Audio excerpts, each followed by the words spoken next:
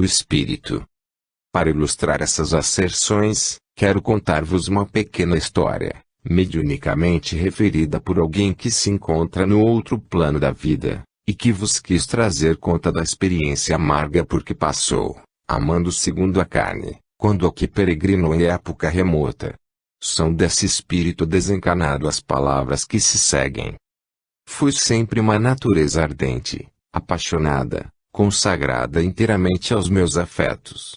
Meus pais, possuidores de alguns haveres e não tendo outros filhos, aspiravam, para mim, uma educação aprimorada. Eu amava estremecidamente ao meu velho progenitor e idolatrava minha santa mãe, jamais pensando em separar-me dela. Chegando aos 14 anos, decidiu meu pai internar-me em um colégio da cidade C, onde havia ele próprio feito, em outros tempos, o tirocínio escolar. Não foi sem grande relutância da minha parte que a sua decisão foi cumprida.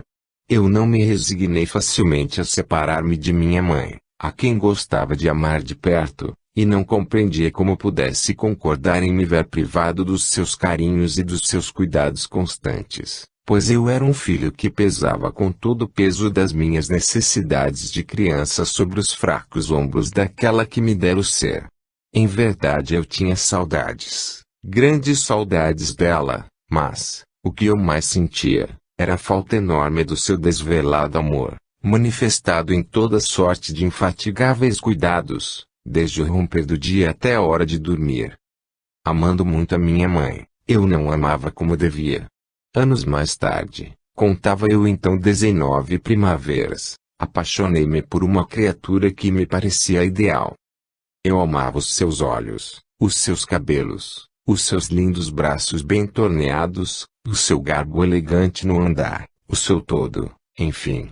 O que essa criatura sofreu por causa do meu amor. Amando a sua beleza, eu, cioso dela, não a queria ver exposta aos olhos dos outros homens e, daí, a luta constantemente travada entre ambos, na qual eu sempre saía vitorioso, privando-a dos seus inocentes jogos e divertimentos. Durou esse período de tormentos para ela, perseguida pelo meu insensato amor, 6 longos anos. Por fim, sua família, cansada de suportar as minhas intransigências desarrazoadas, partiu para fora do país, quebrando o compromisso do nosso futuro casamento. Fiquei só, desesperado de ódio, ferido no meu mal-entendido amor próprio. Atirei-me a toda sorte de paixões. Amei muito, a tantas mulheres quantas pude amar, mas de um amor sempre egoísta, sempre exigente, sempre desconfiado e descomedido. Salvou-me desse despenhadeiro de paixões impuras o braço de um amigo, antigo companheiro dos tempos de internato. Ele era bom, ajuizado. Vivemos amistosamente ligados um ao outro alguns meses e para logo me apresentou ele a sua noiva, uma gentil morena, tão bela quão inexperiente. Prestou-me a atenção devida ao amigo do seu noivo, mas em breve teve que se arrepender da sua simplicidade e confiança, porque eu fiquei loucamente enamorado da sua beleza. E, tais foram as imprudências que cometi, que o meu amigo sentiu-se na imperiosa obrigação de me pedir uma satisfação pelas armas. Batemo-nos a pistola e eu fui infeliz. Matei o meu pobre amigo a 10 passos de distância. A sua noiva, causa inocente do meu ato de loucura, não mais me quis ver e, daí começou a minha expiação. Tudo fiz para conquistar o seu amor, debalde. Entre mim e ela havia o abismo do crime. Desgostoso, ralado de penar, cheio de desejos irrealizáveis, preso de ciúmes e remorsos, não sabendo amar de outra maneira, pus termo à minha vida terrena sob as rodas de um tramway. No espaço, meus amigos, torturas horríveis sofri, tendo sob as vistas constantemente o cadáver do meu amigo a clamar vingança, os rostos macilentos das pobres virgens do que eu atirar à perdição, a palidez moribunda da infeliz noiva do meu amigo, e, sobretudo, superando todas essas tristes imagens, a expressão dolorosa do semblante de minha pobre mãe que não retirava de mim o seu olhar magoado. Sofrer em término. Amargo padecer. Mas foi a consequência lógica do meu proceder insensato. Eu muito amei, e todavia não soube amar. Oh! Quão diverso o sentir da pobre pecadora, a quem o Salvador perdoou os inúmeros pecados, porque muito amou. Esta pequena história, como já vos disse, me foi contada por um ser desencarnado, que deseja resgatar as suas faltas em futuras encarnações, e que, contando-me os seus desvarios de amor, teve em mira provar-vos com a sua experiência, a quanto arrasta o homem no viver amando segundo a carne. Continuando, diz o trecho da imitação de Cristo, a que me reporto, sobre viver segundo o Espírito, é fazer o que a fé, a esperança e a caridade nos ensinam, tanto nas coisas temporais, como nas espirituais. Fazer o que a fé ensina. Meus amigos, as nossas obras serão a consequência da nossa fé. Assim como for a nossa fé, assim serão as nossas obras. Cremos nós em Deus? Cremos em nosso Senhor Jesus Cristo? Cremos nas suas promessas de vida eterna? As nossas obras, a nossa vida, responderão a este questionário, tanto no que diz respeito às coisas temporais, como ao que pertence às essencialmente espirituais. Que nos ensina a nossa fé? Que os atributos de Deus são ilimitados, seu poder, sua sabedoria, sua justiça, sua caridade, sua misericórdia, sua bondade, seu amor, infinitos, que nosso Senhor Jesus Cristo, o Verbo divino, é um, com o Pai, segundo a sua própria palavra. Que o Espírito Santo, procedente do amor de entre ambos, é o Consolador prometido, que diariamente nos visita, segundo a promessa do Cristo. Quem possui esta fé firme, inabalável, no seu coração, certamente pode viver segundo o Espírito, fazendo as coisas que esta fé ensina. E o que aprendamos nós da esperança e da caridade, meus amigos? A esperança. São Paulo, aconselhando aos hebreus, lhes diz: retenhamos firmes a confissão da nossa esperança, porque fiel é o que prometeu. É-nos lícito esperar, meus amigos, a nossa completa reabilitação, suportando com resignação e paciência as provações necessárias à lapidação do nosso caráter, porque, assim fazendo, elas produzirão fruto sazonado para o futuro, frutos da justiça e amor. A caridade, prezados confrades meus, a caridade é, a meu ver, o vínculo mais sagrado que nos prende ao Criador. Dessa virtude excelsa fala o apóstolo inspirado, em carta escrita aos Coríntios, dizendo: agora permanecem estas três, a fé, a esperança e a caridade, porém, a maior destas é a caridade. Mas é este mesmo apóstolo quem afirma igualmente que, embora distribuísse toda a sua fortuna para o sustento dos pobres e não tivesse caridade, nada lhe aproveitaria. Que nos ensina, portanto, a caridade. O ensino principal dessa virtude, maior entre todas as virtudes, é a prática constante do amor cristão para o nosso próximo, não suspeitando o mal dele, não tendo prazer na injustiça, não buscando os próprios interesses, nem ensoberbecendo-nos, ou tornando-nos invejosos, irritando-nos, antes, pelo contrário, tudo suportando, sempre benignos, sempre pacientes, sempre amantes da justiça e da verdade. Meus caros irmãos, devemos nós todos, que nos declaramos espíritas, estudar conscientemente, na nossa própria vida, os efeitos que nela produz a doutrina que abraçamos. Ser espírita não é simplesmente assistir às sessões regulares do nosso grupo ou ainda de vários centros, ajudando a sua manutenção e concorrendo com o nosso trabalho para o aumento efetivo dos seus sócios. Não é unicamente discutir em tempo e fora de tempo certos e determinados pontos de diferentes religiões. Ser espírita não é ser médium, presidente ou qualquer figura de destaque, neste ou naquele centro, redator de jornal ou de revista importante, etc. Ser espírita é viver vida espírita, ou melhor, como disse no começo desta nossa palestra, é viver segundo o Espírito, amando segundo o Espírito. Esta é a suprema excelência da caridade, Virtude básica do amor cristão. Os evangelhos de nosso Senhor Jesus Cristo estão repletos de ensinamentos proveitosos à nossa aprendizagem, e que nem sempre lemos com a devida atenção. Todavia, se cada dia tomássemos um pequeno trecho de qualquer dos evangelistas, lêssemos atenta e religiosamente, assimilando com cuidado a lição que ele nos induz a aprender, grande proveito tiraríamos para as nossas almas, do tempo assim empregado. Para exemplo, lembro-vos a parábola do bom samaritano, Luke 10, 2537.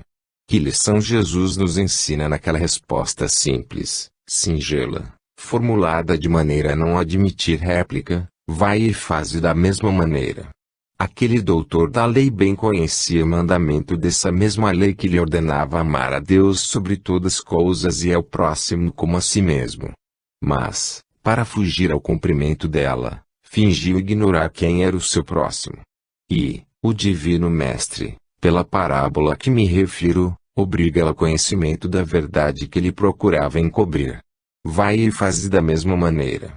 Tomemos para nós, meus queridos confrades, o ensino profundo dessa lição de Jesus.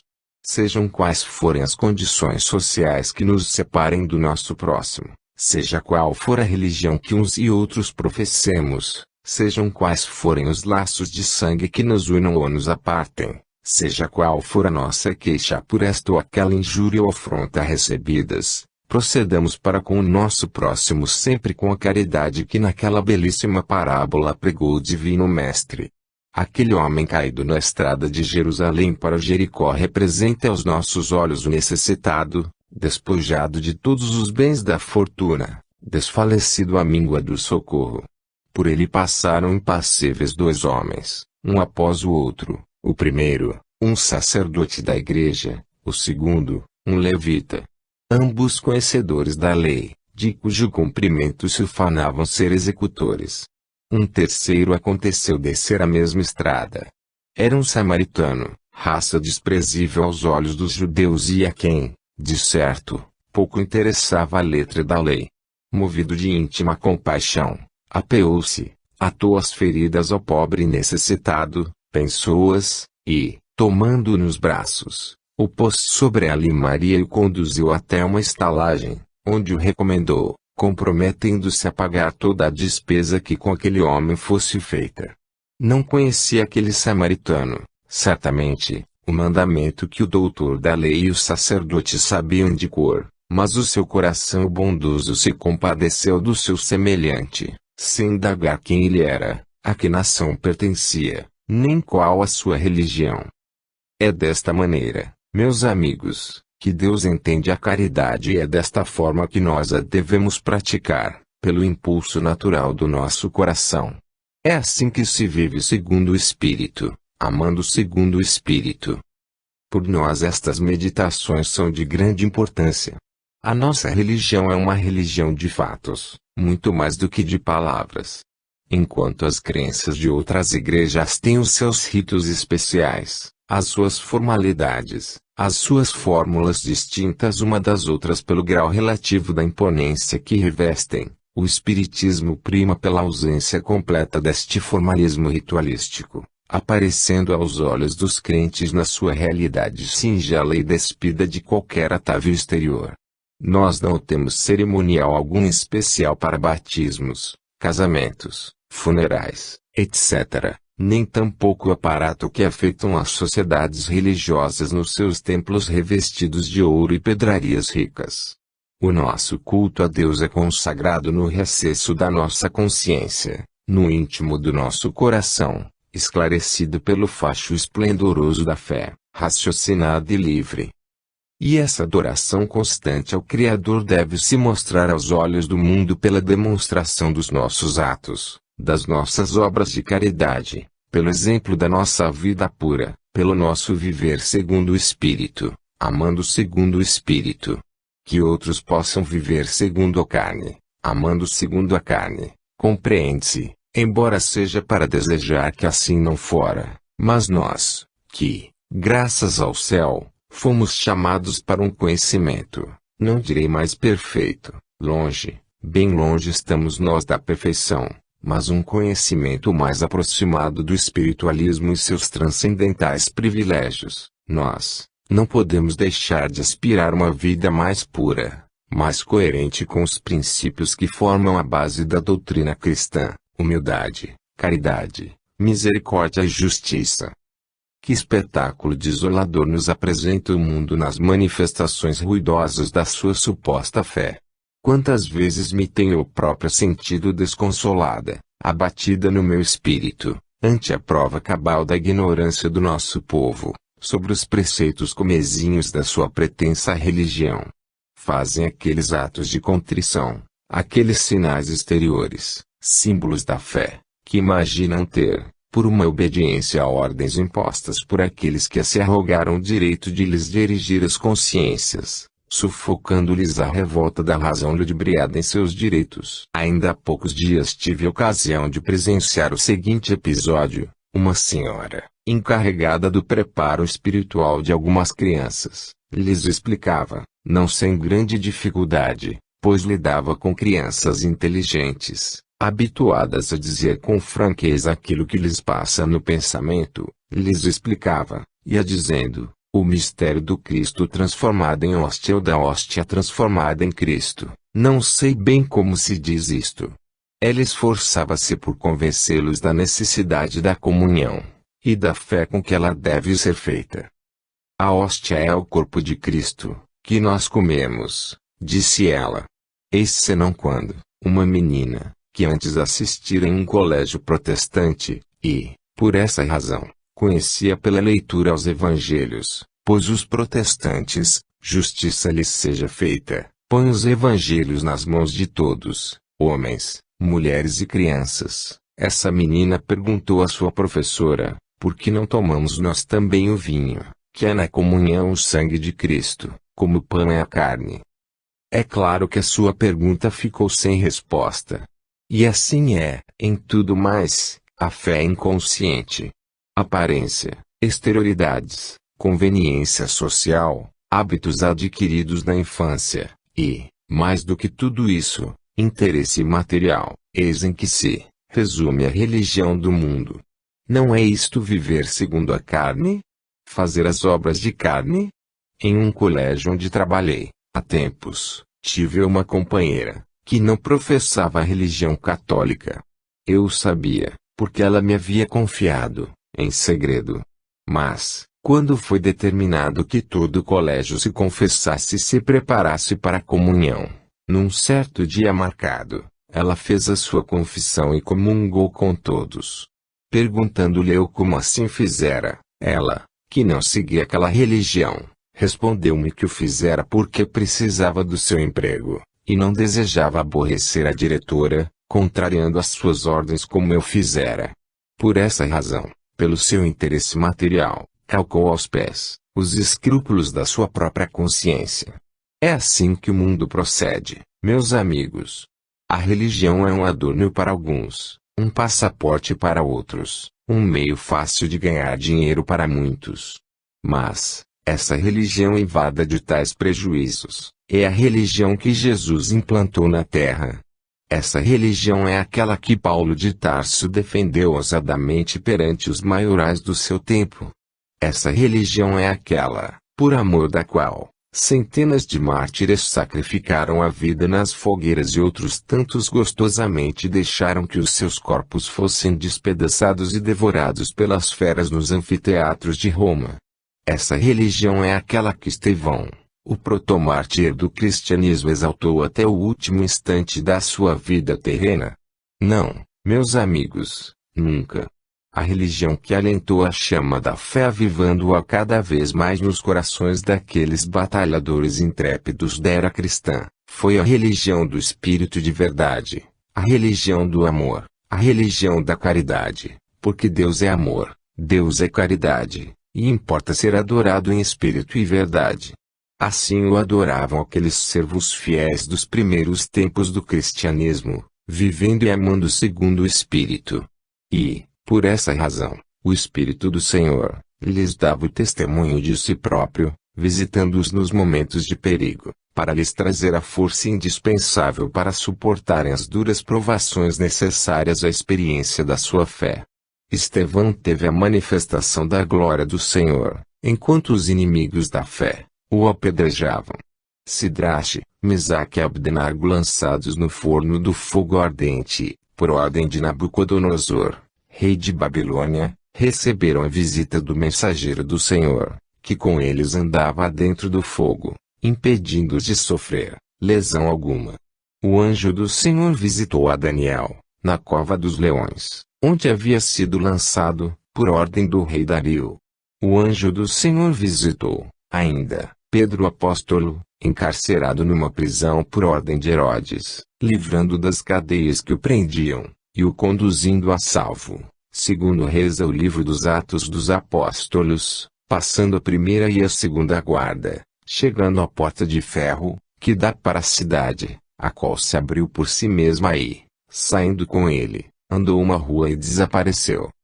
Esses e muitos outros atletas do cristianismo, viveram segundo o Espírito, fazendo as obras do Espírito, e jamais lhes faltou o socorro do Espírito do Senhor nas aflições e nos perigos.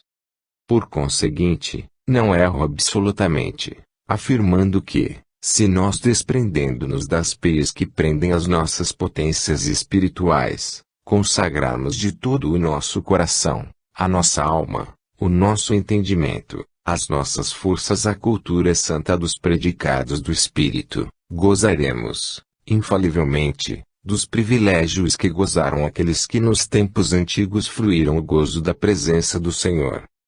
Deus é hoje o mesmo de ontem e será o mesmo amanhã. Os seus atributos são imutáveis, não sendo por isso sujeitos a aumento nem a diminuição. Esforcemo-nos, portanto, queridos confrades meus, a viver uma vida consoante os preceitos do Divino Mestre, vivendo no mundo, porque assim é necessário para o cumprimento das nossas provações, imprescindíveis à purificação do nosso caráter, mas não vivendo com o mundo, envolvidos nos seus erros, nos seus prejuízos, nas suas vaidades, no seu insensato orgulho, contaminando o nosso moral no lamaçal dos seus vícios. Vivamos no mundo para, obedecendo às ordens do Mestre Santo, empregarmos todo o nosso esforço ao fim de fazer brilhar diante dos seus olhos a luz bendita dos Evangelhos de Jesus, manancial inesgotável de vida e amor. Compenetremo-nos de que só nos ensinos de Cristo está a chave que abre a porta à verdadeira ciência do Espírito, aquela que nos conduzirá um dia à perfeição, ao gozo eterno de uma felicidade perene. Meus amigos, ajudemos, em nosso próprio benefício, o trabalho incessante dos nossos guias, que a todo instante buscam inspirar-nos para o bem, instruindo-nos nos preceitos do Senhor. O Espiritismo atravessa uma época sensacional na sua história, uma época positiva de fatos, contra os quais são baldados todos os argumentos adversários. Ele pode se apresentar glorioso perante as ciências, porque há também uma ciência, sobejamente o tem provado, contando em seu seio nomes respeitabilíssimos pelo seu saber e valor. Mas o Espiritismo é igualmente uma religião e é sob este aspecto que me apraz considerá-lo melhor, porque, se pelo saber, pela ciência, ele nos aproxima de Deus pela inteligência, como religião, ele nos aproxima do Pai pelo coração, pelo amor, pelas obras de caridade, que o seu Filho amado nos veio ensinar a praticar. Meus queridos confrades, não nos esqueçamos de que sem Cristo, de nada nos vale sermos espíritas.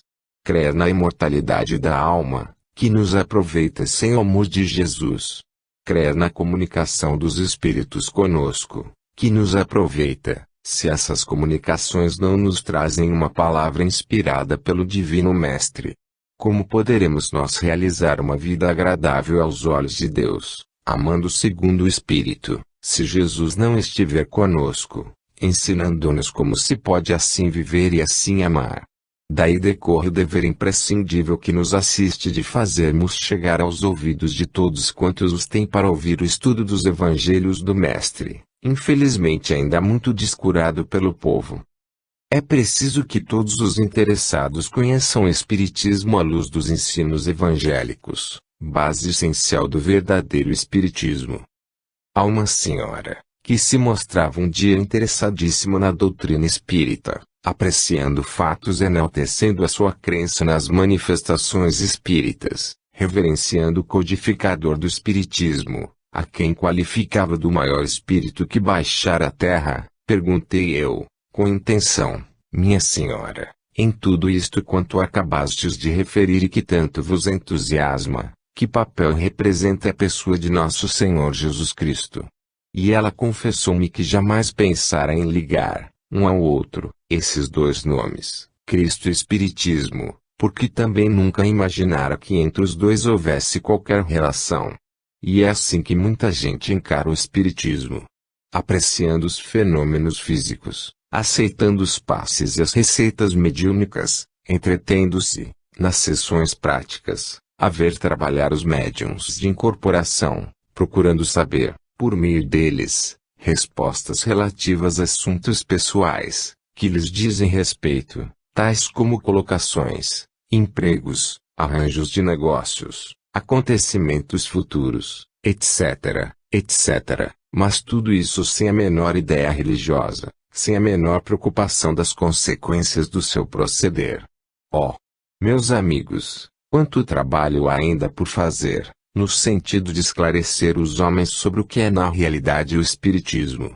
A nós, como crentes fervorosos, adeptos da doutrina de regeneração da alma pelo amor, pela humildade, pelo sacrifício, pela abnegação, grande tarefa nos cabe em esclarecer os nossos irmãos, que desconhecem os fundamentos dessa doutrina.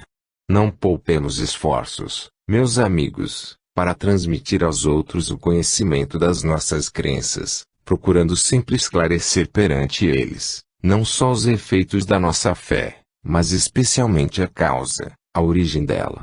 Somos repudiados, mal vistos, por muitos, porque ignoram a santidade de que se acha revestida a doutrina que abraçamos. Lidamos com espíritos, somos por isto espíritas, pensam eles. Mas é necessário que lhes digamos abertamente: somos espíritas, porque o Espiritismo é a única religião que nos apresenta o Criador em toda a plenitude dos seus atributos eternos. Somos espíritas, porque só o Espiritismo nos explica satisfatoriamente todos os fatos que diariamente se sucedem na nossa vida terrestre, sem cuja explicação seríamos fatalmente arrastados a duvidar da clemência e da justiça divinas. Somos espíritas, porque no Espiritismo se encontra a doutrina das vidas sucessivas, a única que se conforma com a eterna perfeição do Criador. Somos espíritas, porque só a Gênese espírita nos revela em todo o seu esplendor a glória do onipotente Criador dos infinitos mundos, que povoam o universo sem limites, mundos que um dia habitaremos, quando tivermos alcançado saber e virtude compatíveis como o grau de sua grandeza e progresso. Somos espíritas, porque só o Espiritismo nos dá a chave do mistério que envolve a personalidade do Cristo, homem natural para alguns, homem-deus, para muitos, nulo apresentando como ele realmente o é, o Verbo de Deus manifestado ao homem, Espírito puro por excelência, partido do Criador com o fim de presidir a evolução de todos os espíritos, em qualquer ponto do universo, segundo a revelação do apóstolo Tiago, em suas recentes e sucessivas comunicações, por estes dias dadas à publicidade no segundo fascículo do Além. Somos espíritas enfim, porque o Espiritismo é a única religião que nos consola nas grandes dores, nos sustenta nas duras provações, nos ensina a viver segundo o Espírito, amando segundo o Espírito, fazendo as obras do Espírito. O reino dos Espíritos firma-se, entre nós. Em 11 de março de 1923, no abrigo Teresa de Jesus. Malgrado a conveniência da incredulidade, a ironia dos materialistas, a intransigência dos fanáticos e dos sectaristas, a vida dos mortos e a sua intervenção nas coisas do nosso meio, torna-se, dia a dia, mais patente e irrefutável. Os vivos do além, na atualidade, como em todos os tempos, continuam a dar testemunho inequívoco da sua existência e, a não ser um propósito intencionalmente injusto de negar a evidência e clareza dos fatos, ninguém poderá hoje em dia duvidar do que afirmamos acima. O reino dos espíritos firma-se entre os homens. De todas as partes do mundo nos chegam provas indubitáveis que vêm robustecer a verdade desta asserção. Há cerca de um ano, se me não falha a memória, em uma das cidades do México, uma senhora, desenganada por diversos médicos e cirurgiões distintos, foi operada e radicalmente curada pelos protetores do além, fato miraculoso para os leigos na doutrina espírita, mas, para nós, muito simples, habituados como estamos a apreciar por vidência e audição a maneira de agir dos nossos queridos amigos do espaço. Lembro-me do meu desejo de então, expresso, unicamente por pensamento, ao bondoso guia: se na minha pátria se produzisse um fato igual, como seria isso proveitoso para o adiantamento do espiritismo? Eis que, em dias do mês de janeiro último, estando eu em Sete Lagoas, estado de Minas, li, com entusiasmo e intenso júbilo, a notícia que o reformador do dia 1º do ano estampou em suas colunas, transcrita da Revista Espírita, de 25 de novembro, notícia, firmada sob a assinatura do Dr. Mata Bacelar. Vós, que lestes essa transcrição feita pelo órgão da Federação Espírita Brasileira, deveis conhecer o fato a que me refiro. Uma criança de 11 meses de idade, apresentando um tumor na axila esquerda, foi operada pelos espíritos, em plena sessão, segundo o testemunho insuspeito do ilustre médico que, sob a responsabilidade do seu nome e profissão nobilíssima, assevera a veracidade do acontecimento. Para os que têm dedicado todas as energias de sua alma e atividades do seu corpo material à divulgação científico-religiosa do Espiritismo, testemunhos de tal ordem são de um valor inestimável. A autoridade do abalizado médico que nos afirma ter presenciado o fato extraordinário, não permite que se lhe atribua a intenção de enganar com falsos propósitos. E, como tal, a Federação Espírita Brasileira, bem orientada pela influência dos seus guias invisíveis, não só acatou como verdadeiro esse notável acontecimento, como lhe deu publicidade, segura da veracidade do mesmo. Em verdade, meus amigos, o reino dos espíritos firma-se entre nós.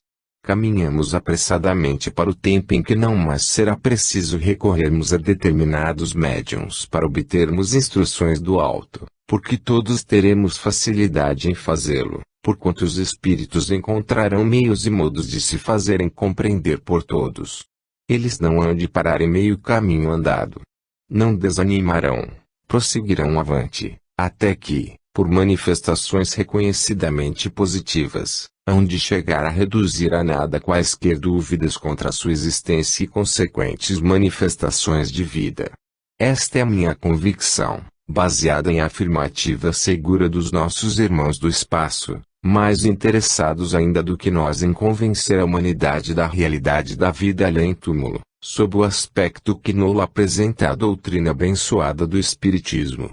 Ainda há bem pouco tempo, em meados do mês de janeiro do corrente ano, tive a visita de um desencarnado em Sete Lagoas, onde repousava um pouco, procurando restaurar as forças físicas, seriamente enfraquecidas então. Esse vindo do além, que foi médico notável nesta capital, realizando curas admiráveis, brilhando sempre pelo talento entre os seus pares, sendo também doutor em Direito e professor da Escola Politécnica do Rio de Janeiro, era católico apostólico romano, praticante. De contínuo assistia à missa, piedosamente de joelhos, confessava-se, comungava e tomava o pão. Era, porém, uma alma simples e boa, que não praticava aquelas ordenanças da sua igreja por hipocrisia ou ostentação, mas com singeleza. Essa sinceridade, essa fé simples da sua alma pura, teve a sua recompensa além do véu, quando o seu espírito adormecendo na terra foi despertar no esplendor do espaço. Ali, iluminado o seu entendimento, esclarecida sua inquebrantável fé, Ei-lo que, voluntariamente, espontaneamente, veio trazer ao mundo em que habitou a sua profissão de fé, conforme as suas próprias expressões, testificando a verdade do Espiritismo. São suas as seguintes palavras, para as quais reclamo a vossa atenção: são absolutamente verdadeiros os princípios básicos do Espiritismo. Formados por Deus para atingirem a perfectibilidade, os espíritos trabalham, pelo seu próprio esforço, para alcançarem mais luz, na marcha progressiva da sua evolução. A vida corpórea, na Terra, ou no outro, qualquer mundo de condição inferior, serve para que, pondo em exercício as suas faculdades intuitivas, desenvolva ele maior soma de atividade, relativamente ao meio em que se encontra, de forma a granjear a verdadeira virtude, pela prática do bem que possa realizar em cada uma dessas periódicas paradas que vai fazendo, paradas essas que são as sucessivas encarnações neste ou naquele mundo de provações. Pois que deixei o mundo em que habitais presentemente, inteiramente persuadido de ideias absolutamente contrárias a esses princípios de verdade de que hoje estou, graças a Deus, de posse. Sinto a necessidade imperiosa de vos transmitir estas minhas convicções, por serem elas a expressão da verdade, que hoje entreguemos aos homens, nossos irmãos, os quais, como eu em outros tempos, labutam cegamente por obscurecê-las, muito embora o seu intento não possa atingir o fim a que se propõe, porquanto o plano do Criador não pode ser ludibriado. A humanidade não é exclusivamente terrestre, nem completará na Terra o curso da sua evolução. Cuidai, pois, do vosso aperfeiçoamento moral e intelectual, a fim de mais rapidamente chegardes ao termo da vossa nobilíssima carreira. Quanto mais lentamente realizardes essa trajetória, mais dolorosa vos será ela. Sois senhores da vossa liberdade, responsáveis, por conseguinte, pelo bom ou mau uso que dela fizerdes. Podes fazer, minha irmã, destas minhas palavras o uso que melhor entenderes, contanto que deis publicidade a esta minha profissão de fé. Nerval de Gouveia, Oscar. Vedes, meus queridos amigos, o quanto se acham empenhados os vivos do além, na divulgação dos ideais espíritas no nosso meio. Espontaneamente eles nos vêm trazer o seu concurso, documentado desta forma, com o valor incontestável das suas responsabilidades, a obra que tomamos a peito realizar, com o favor de Deus. Quanto maior for o nosso desejo de contribuir para a extensão e divulgação do Espiritismo entre os homens, maior auxílio receberemos do alto, na luta pela liberação da verdade, que os inimigos da luz se esforçam por trazer encarceradas, essa verdade sublime e pregada pelo Divino Mestre. Essa verdade que nos desvenda o futuro, que nos espera quando libertos do cárcere da matéria. Essa verdade que ressuscita os mortos. Essa verdade que se eterniza pelos séculos dos séculos, porque, sendo como é, obra de Deus, jamais perecerá. E nós, povo brasileiro, que conseguimos vitoriosos a emancipação dos nossos corpos, lutaremos acaso com menos esforço pela liberdade dos ideais espiritualistas, que nos trarão a alforria dos nossos espíritos. Sim, meus queridos companheiros, a emancipação do espírito só a doutrina espírita nos dá. O estudo atento dessa preciosa doutrina atestará àquele que o quiser de boa vontade fazer, a veracidade do que afirmo. Verá o estudante bem intencionado que só no Espiritismo encontrará bem definida a parte espiritual do homem, suas propriedades inerentes, suas funções peculiares, sua verdadeira vida, enfim. O ponto principal do espiritualismo não é simplesmente o saber que a alma sobrevive ao corpo. É necessário, é imprescindível, ter a certeza absoluta de que essa continua a existir depois da morte do corpo, com a perfeita consciência da sua individualidade e a memória perfeitamente lúcida de quanto praticou na vida corpórea. As provas dessa verdade se avolumam todos os dias umas sobre as outras, claras, positivas, de forma a desvanecer quaisquer dúvidas a esse respeito.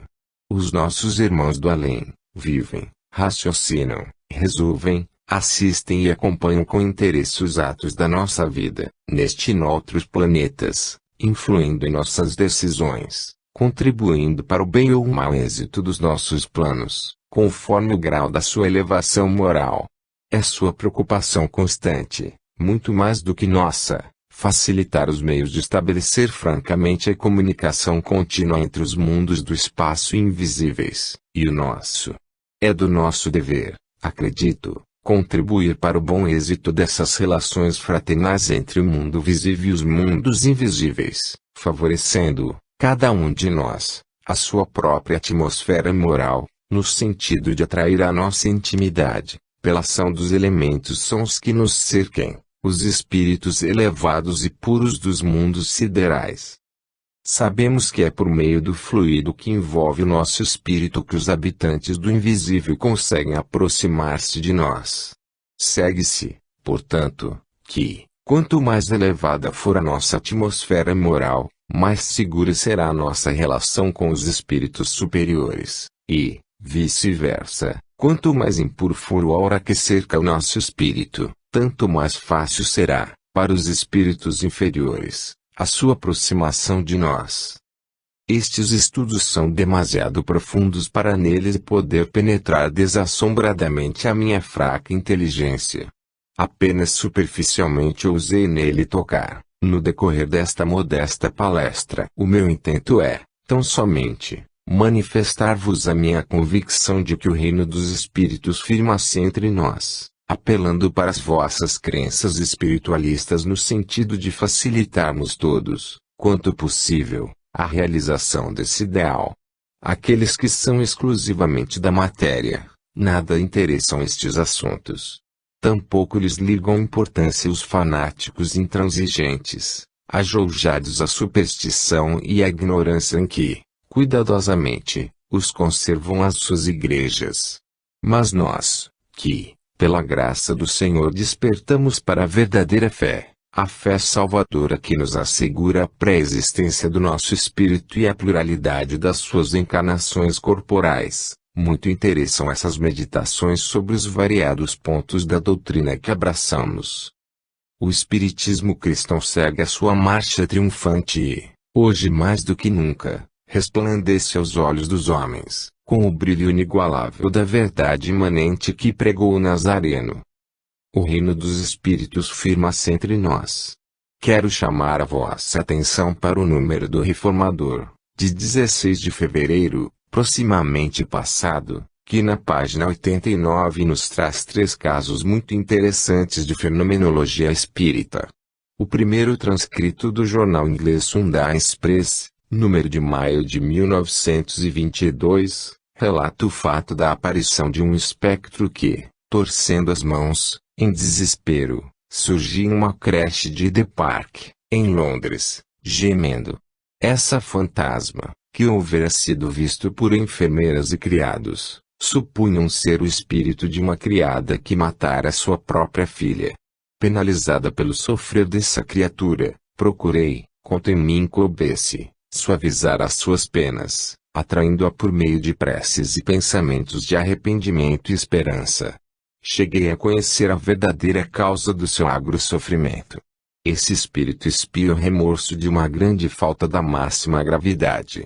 Eu não julgo, meus amigos, longe de mim a tentação de me fazer juiz das culpas alheias, bem mais leves, sem dúvida, do que as que acarreto sob mim, desde longínquos tempos. Essa expressão, grande falta, de mais alta gravidade é do próprio espírito, que a usou quando, atraído pela simpatia dos meus pensamentos, derramou no meu coração a mágoa indefinível que perturba o repouso da sua consciência atribulada. Miss Kathleen Wellington, pessoa de confiança de uma importante família belga, por ocasião da Grande Guerra que conflagrou a Europa, há bem poucos anos, e cujas terríveis consequências ainda hoje se fazem sentir em todo o mundo, sabedora do esconderijo onde se refugiara a mãe dessa família, com um netinho de menos de 4 anos de idade, a quem o inimigo procurava a todo custo, caiu na tentação e na fraqueza de o revelar aos perseguidores, que, diante dos seus próprios olhos, mataram essa criancinha, a qual, na inocência e confiança dos seus poucos anos, lhe estendia os bracinhos, pedindo proteção contra os seus terríveis algozes. A velha senhora, avó do pequeno Babi, sucumbiu no próprio instante, à ruptura de um aneurisma à vista do quadro horroroso do massacre do seu querido netinho, a quem os soldados inimigos, vagarosamente, foram decepando dedos, mãos, pés, vazando olhos, partindo ossos, para gozarem mais demoradamente a sua alegria feroz de canibais inconscientes. E ela, que, para fugir à morte, havia traído a confiança dos seus bons amigos, louca de remorsos e de dor ante aquele quadro horroroso, corria pelos campos em fora, arrancando os cabelos, em desespero, até alcançar um alojamento inimigo, onde, presa dos mais angustiosos remorsos, pediu a morte, porque não queria mais viver. Não queria mais viver. Ah! Meus amigos! Pensava aquela infeliz poder deixar de viver, para escapar à ânsia do sofrimento atroz que a torturava. Mas eis que, ao transpor os umbrais da eternidade, pode constatar com horror, que, não obstante ter passado pelo vale da sombra da morte, vivia ainda. Vivia, para a dor, para o remorso, para o sofrimento intermino. Desde então, vagueia pela terra, buscando os lugares onde se encontram as criancinhas animadas por almas caridosas, que levam até o sacrifício a missão de as proteger, desejosa de também prestar o seu concurso à obra benemérita que essas almas piedosas procuram realizar, com o favor do céu. Não é somente a creche de Hyde Park, em Londres, que Miss Kathleen Ellington visita. Ela faz essa romaria expiatória a todos os asilos, todos os hospitais, todas as creches, todos os estabelecimentos de ensino, todos os ajuntamentos de crianças. Sua alma sofredora deseja acariciar essas inocentes criaturinhas, prodigalizar-lhes toda a ternura e cuidado amoroso, para diminuir a tortura do suplício que aflige incessantemente pela visão ininterrupta do martírio do seu fiel amiguinho, a quem entregou nas mãos dos algozes impiedosos. Quantas vezes, quem o sabe, terá ela vagado pelos refeitórios, pelos dormitórios, pelos salões de estudo, pelos recreios e demais dependências deste piedoso estabelecimento em que nos encontramos neste momento. Quantas vezes, quem o sabe? Ó, meus queridos amigos, e sobretudo minhas caridosas irmãs, se vos for dado pressentir, no silêncio da noite, a sua sombra, a vagar no interior desta casa, a casa abençoada de Teresa de Jesus, e levai o vosso espírito em prece ao Mestre Divino, Jesus, rogando a presença da sua serva amada, a cuja caridade, tantas vezes comprovada, ele vos permita entregar a causa da nossa pobre irmãzinha. E o meigo Nazareno, a cujos pés, outrora Maria Madalena, em prantos, derramou sua alma pecadora, receberá em seu seio a amantíssima súplica confiante do santificado Espírito de Teresa de Jesus. Meus amigos, casos como este de que me ocupei convosco neste momento, há muitos e de vários aspectos. Deles têm sido testemunhas pessoas, de cujo caráter e competência, na matéria não nos é lícito duvidar. Não há dúvida alguma, os nossos irmãos do espaço sentem a necessidade de se aproximarem de nós e envidam todos os meios para o fazerem. Corramos em seu auxílio, facilitando-lhes o ensejo de poderem realizar suas boas intenções. Para isso, no entanto, o que é mister fazer? Será de bom aviso entregarmos-nos dia e noite à prática de sessões experimentais, sem preparo algum, com a preocupação curiosa, apenas, de ouvir o que dizem e presenciar o que fazem os espíritos, por intermédio dos médiuns sonambulizados. Será proveitoso o interesse que muitos de nós tomam nesses ajuntamentos ou reuniões, cujo único fito é atrair os entes queridos de certas ou determinadas pessoas presentes, provocando um encontro, ou melhor, uma entrevista, entre essas pessoas e aqueles seus amados do mundo além, ignorando, na maioria dos casos, A condição espiritual em que se encontram essas criaturas, no invisível. Não, meus amigos, bem compreendeis que não.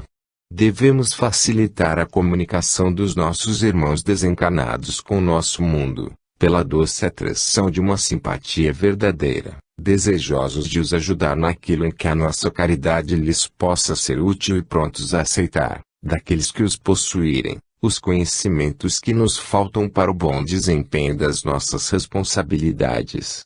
Penso que a orientação melhor a seguir nesse delicado tentame será sempre aquela que tiver por objetivo único e imediato a caridade, com exclusão completa de todo o interesse material e pessoal.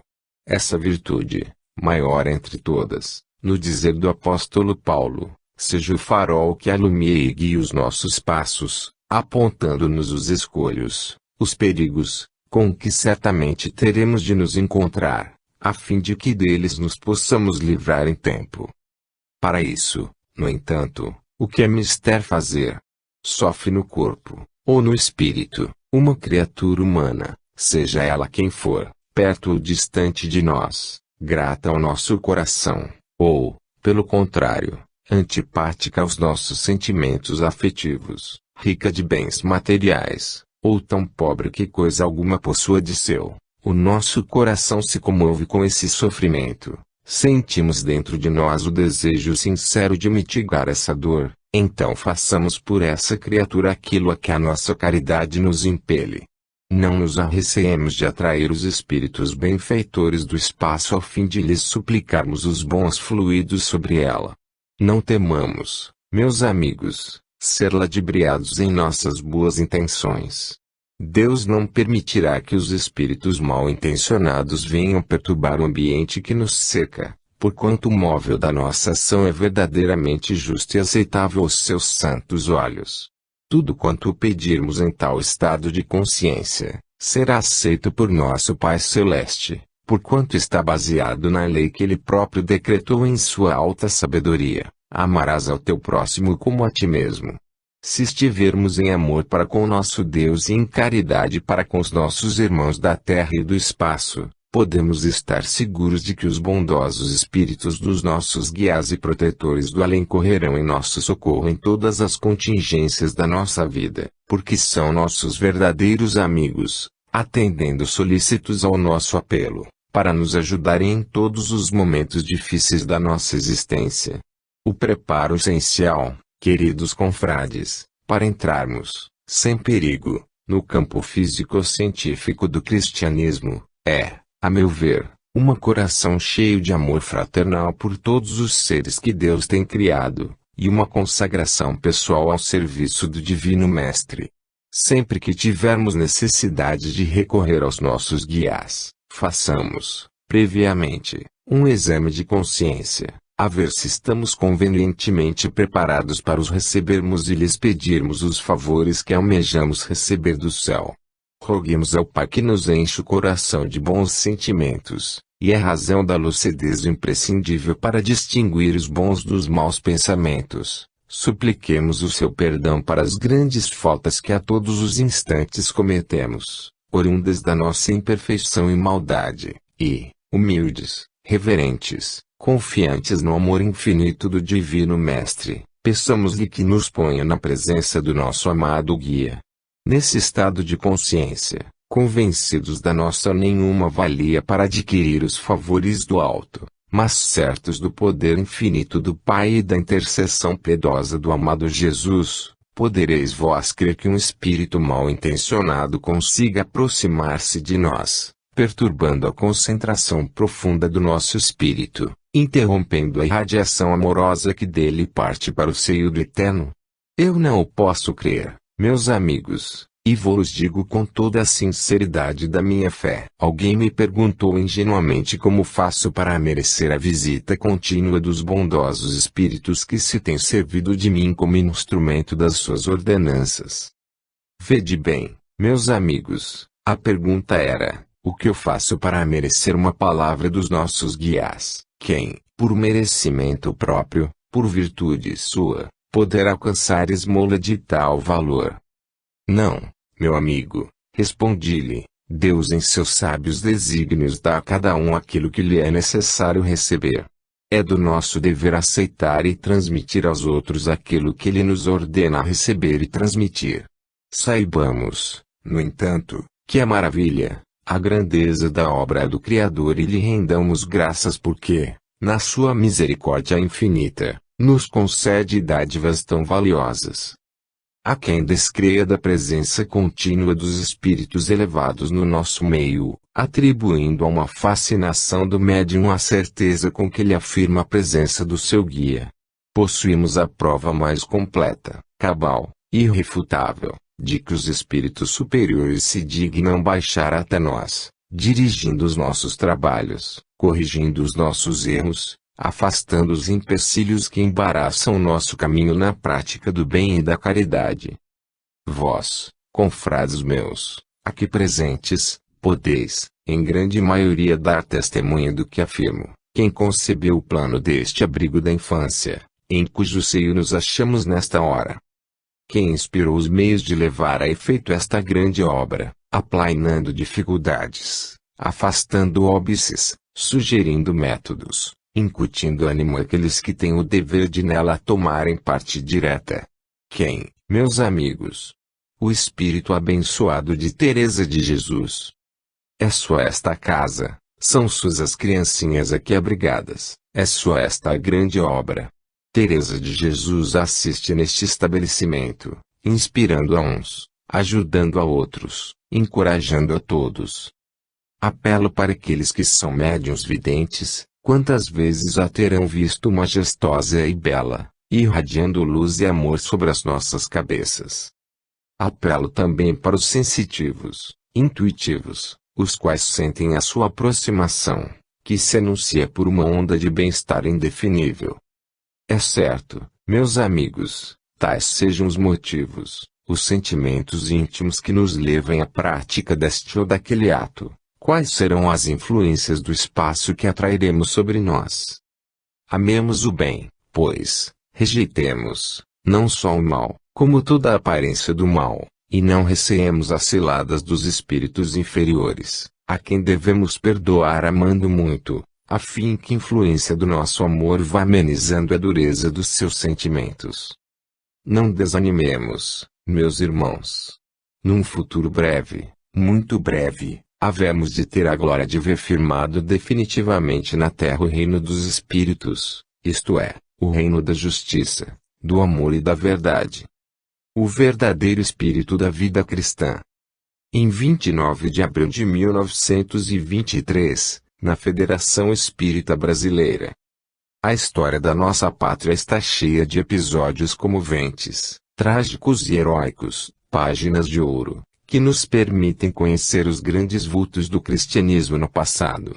Lições grandiosas de virtude, de abnegação, de altruísmo, em que a fé cristã se sublimou até o martírio.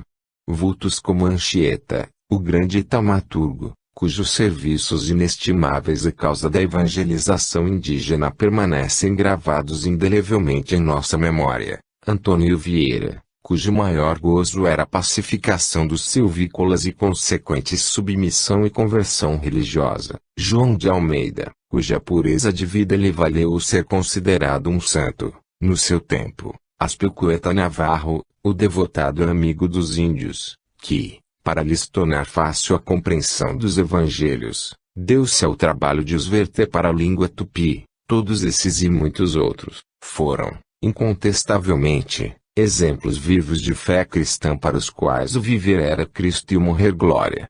Obstinados na prática do bem e do amor ao próximo, não desanimavam no meio dos gritos assustadores em que estiveram envolvidos a todos os instantes, face a face com a miséria, a fome, o frio, a nudez, as intempéries, a morte.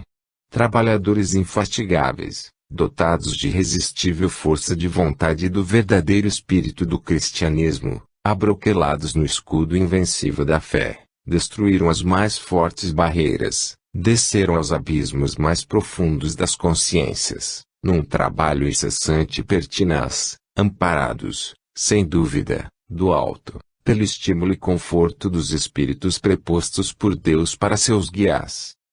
Relendo a história desses grandes homens, queridos confrades, não sabemos que mais admirar, se a sua indômita coragem jamais desmentida, se a força moral que nos assombra. Onde foram eles buscar esse heroísmo, caros amigos? Toda essa força sob